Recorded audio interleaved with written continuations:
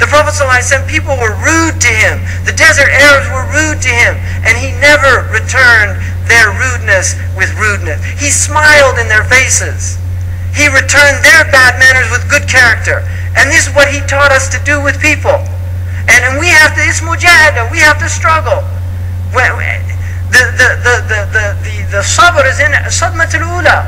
Patience, when the woman who was in the graveyard, and she was mourning over, and the Messenger of Allah passed by her, and he said that this is a musibah and you should be patient. And she said, you didn't have the tribulation that I had. That's how she answered him. And he just left her. Now look at the character there. He didn't say, don't you know who I am? I'm the Messenger of Allah. You can't talk to me like that. He didn't say that. He saw she was musab. She was in tribulation. He left her to be in her tribulation. He gave her nasiha and she didn't accept it, but he recognized her psychological state. She was in a state that it was not useful or beneficial to continue with her, and so he left her. This is wisdom. This is hikmah. And then he went to his house and somebody came by and he said, don't you know who that was? That was the Messenger of Allah. Suddenly remorse entered her heart. Astaghfirullah. And she went to his house and knocked on the door. Ya Rasulullah, I didn't know it was you.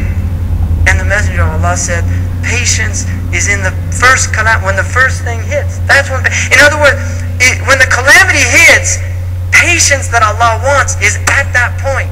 That's the point. Allah does not want you to lose control. That's the point to take. It's not when it's all over you say, oh, please forgive me. I didn't mean to punch you after you said that to me. You know, I'm sorry. No, it's to stop. I'm not going to punch him because he's a Muslim. Right? I'm not going to do that. I'm not going to engage. And that is mujahada. That is learning to suppress the nafs for the sake of Allah subhanahu wa ta'ala. Because we're here for Allah. We're not here for, and this is ikhlas, to do it for Allah's sake. Really, to do this for Allah's sake. To forgive your brother for Allah's sake. To forgive your sister for Allah's sake. Not for them. To do it for Allah subhanahu wa ta'ala. Really.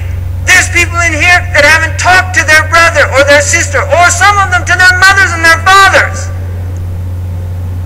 Don't be that person. Don't cut off your bloodship bonds. Don't be that person. Do it for the sake of Allah. And a man came to the Messenger of Allah. He said, Ya Rasulullah, asilu akhi wa yaqta'uni u'tihi wa yamna'uni uwasiluhu wa la yuwasiluhu. I give him, he withholds. I come to him, he cuts me off. What should I do? He said, that is silat al-rahm. That what you're doing is the right thing, and continue to do it even though he's cutting you off. That's Islam. That's Islam. And it's hard. Don't think this is an easy religion.